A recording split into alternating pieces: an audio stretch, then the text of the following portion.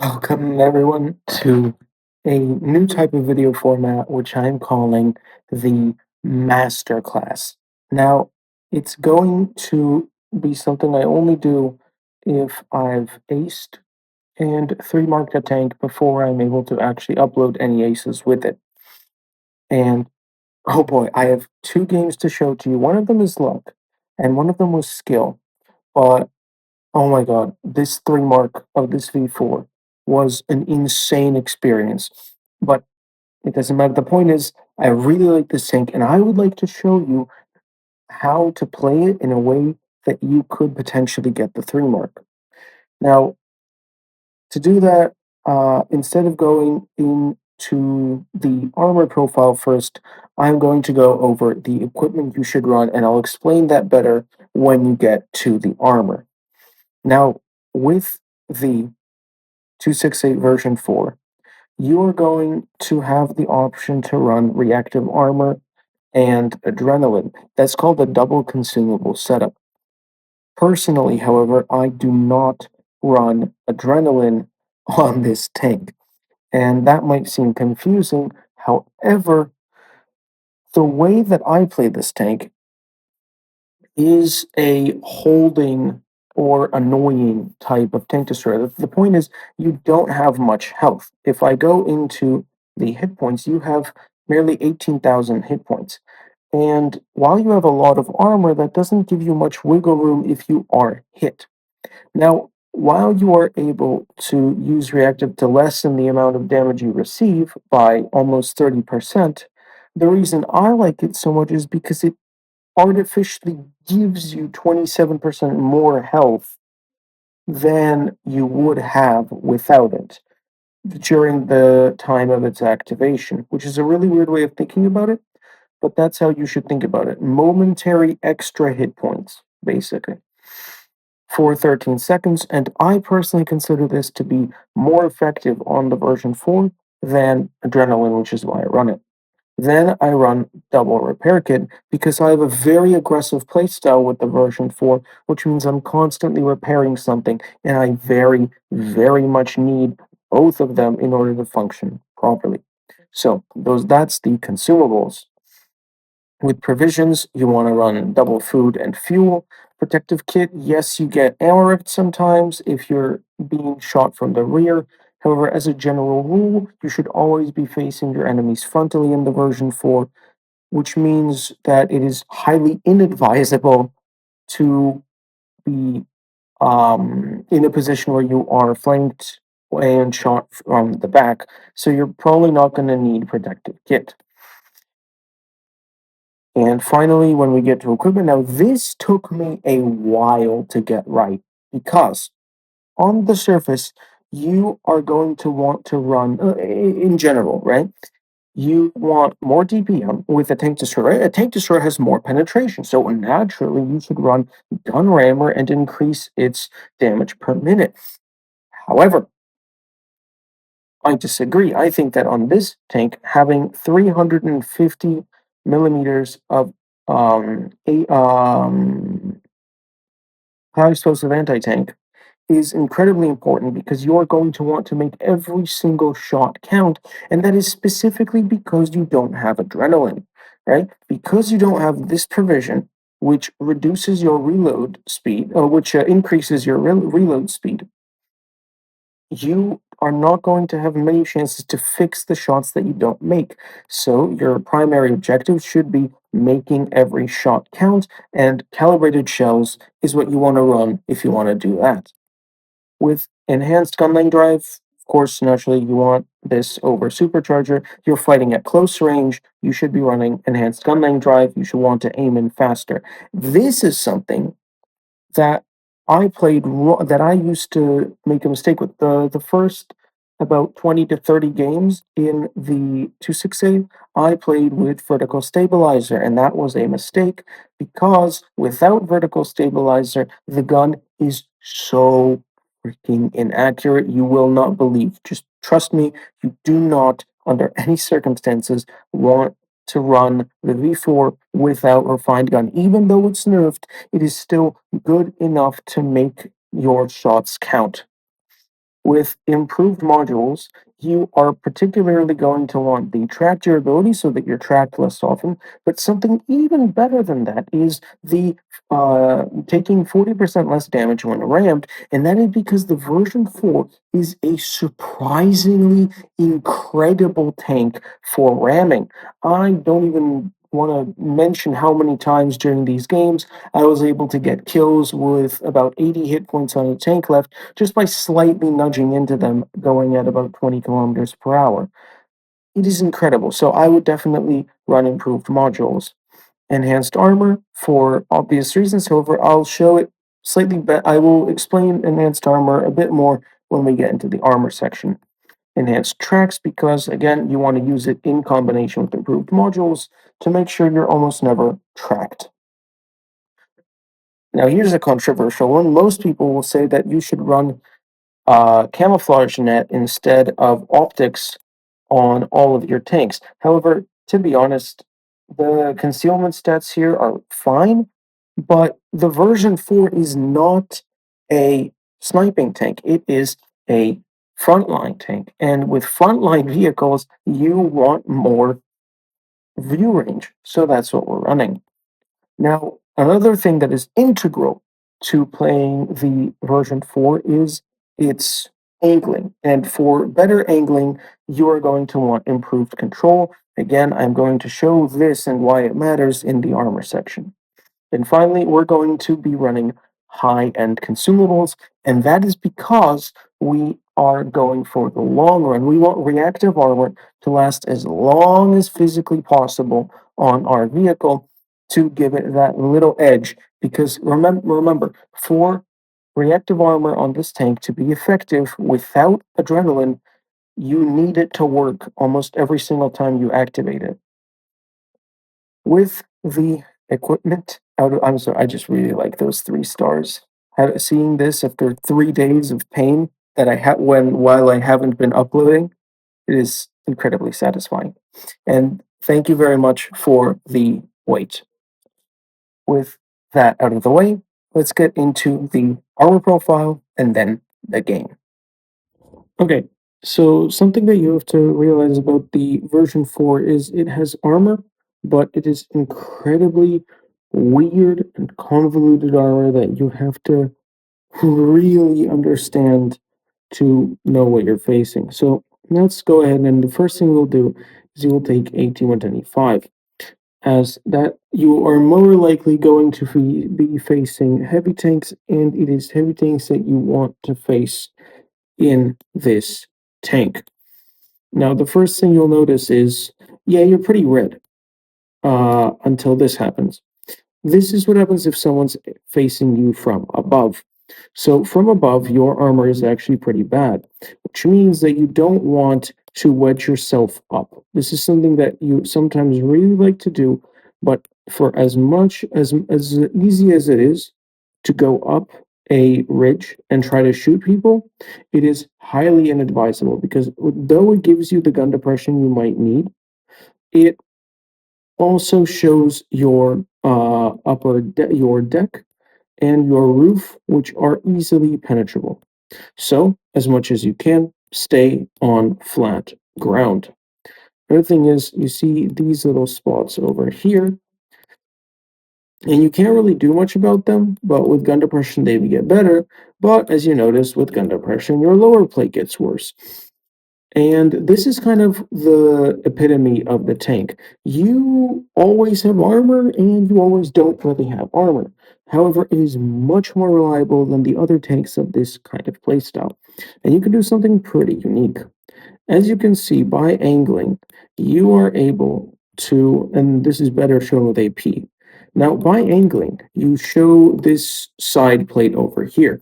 Maybe many times you've shot at a version 4 and been able to exploit the same weakness. However, you can also see where the enemy is going to point their gun. If they're going to point it here, or conversely, when you angle the other way, if they're going to aim here. And it is very nice if you can trick the enemy into aiming in here, then moving here and waiting and repeating this pattern enough times for them to get comfortable, and then at the last moment Just as you angle, you unangle, and as they shoot, they bounce, and then you're free to shoot them back. Of course, that was very convoluted and kind of complicated, but once you do it once, you'll understand it.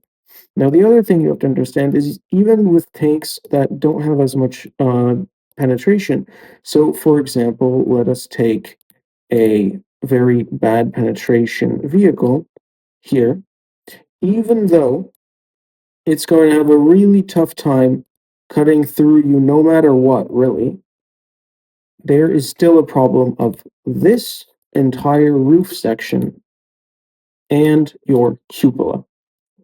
What that means is that you are going to have to make sure that the enemy does not see this roof or that you are located far enough away to where they cannot reliably hit this spot. As I said, it is a frontline vehicle, but you don't want to run it too frontline. You don't want to face hug because, one, in face hugs, your uh, deck is open to being shot, and they can also see your roof and cupola better, which they will shoot and penetrate. With that out of the way, let's get us into the game.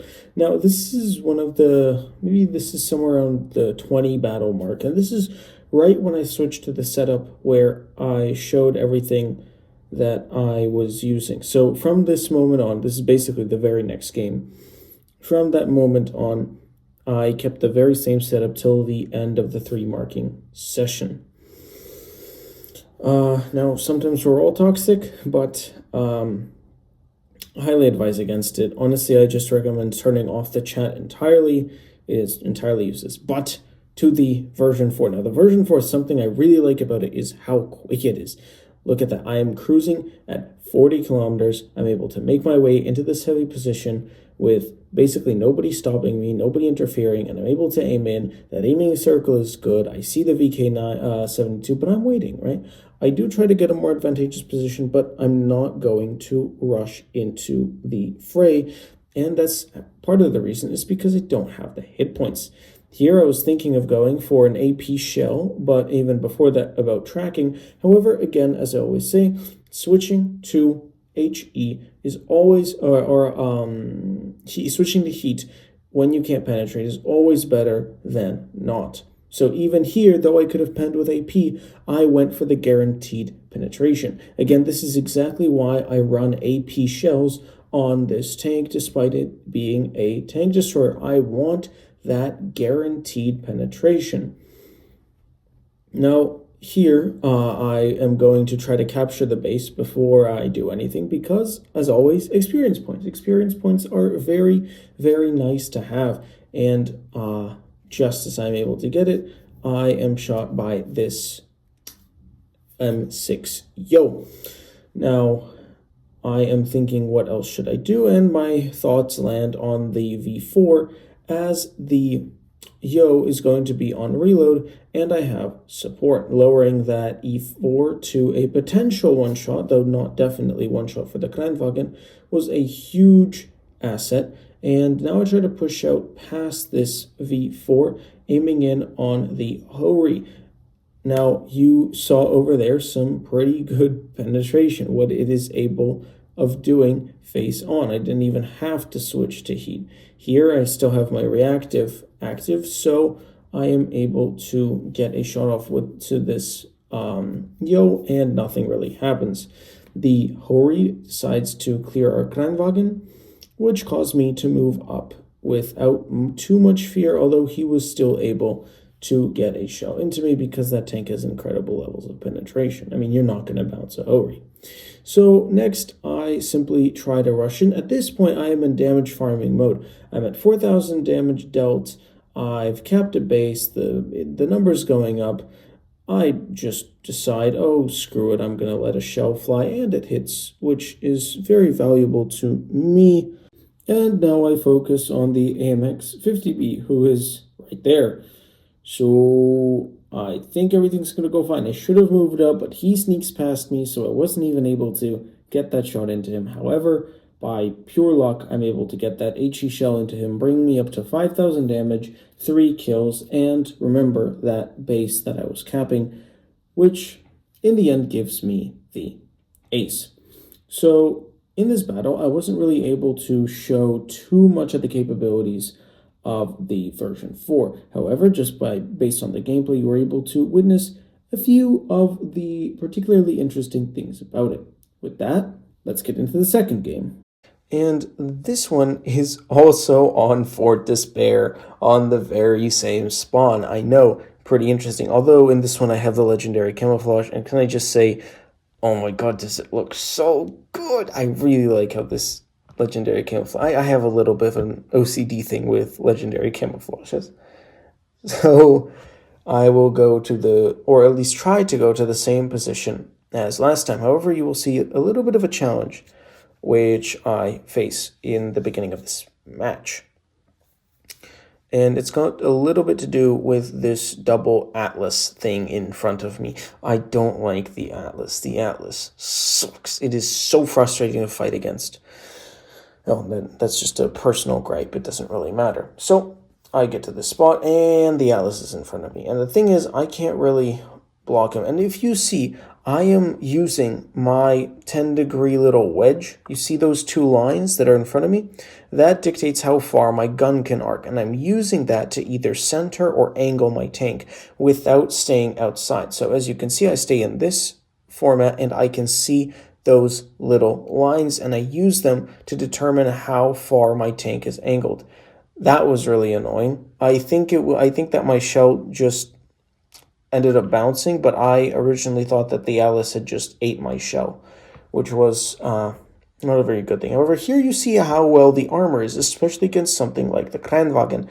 If you want to know, the Kranwagen and the M60 are tanks with very bad heat pen, and if you stay directly in front of them, they will not be able to pen you. Here you are able to see the very good armor profile of the V4, because even though I penetrated him, that wasn't a guaranteed shot, and I was aiming in with heat. And remind you, that's calibrated shells on a tank destroyer, so make of that what you will. Aiming in on the mouse, and this is where you're able to see the accuracy that that refined gun is able to give you. I guarantee, or am pretty confident in saying, that with V-stabs, I probably would not have gotten the same result. Now, as you can see here with that 60 TP aiming in on me, I activated my reactive armor, trying to make sure that I will not take the full brunt of that damage.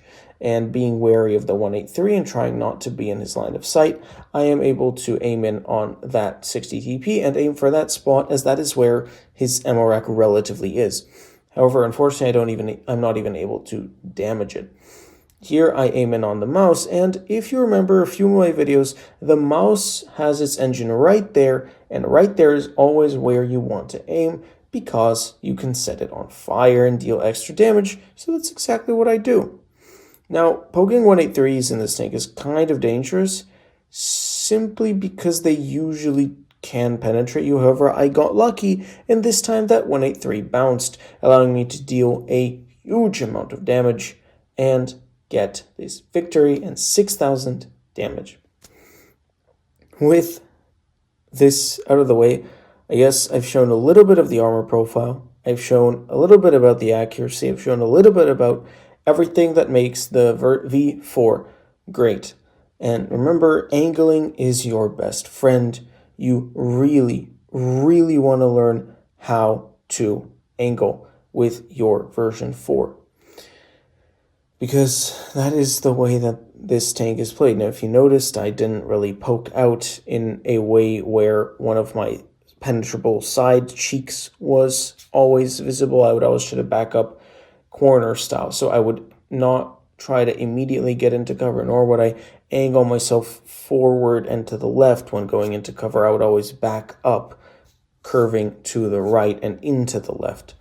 I guess it's kind of difficult to explain, but if you want, take a look again at the video and you'll be able to see more clearly what I'm talking about, especially in that beginning sequence. Thank you very much for watching my video and this masterclass on the V4. This took a lot of time, a lot of effort, and I'm glad that I finally did it. And I apologize for you waiting so long for an upload. That is my fault. I'm sorry. But I'll be taking a little break for the next 2 days because this mark really took a lot out of me, and I need the time. Thank you very much for watching my video. See you next time.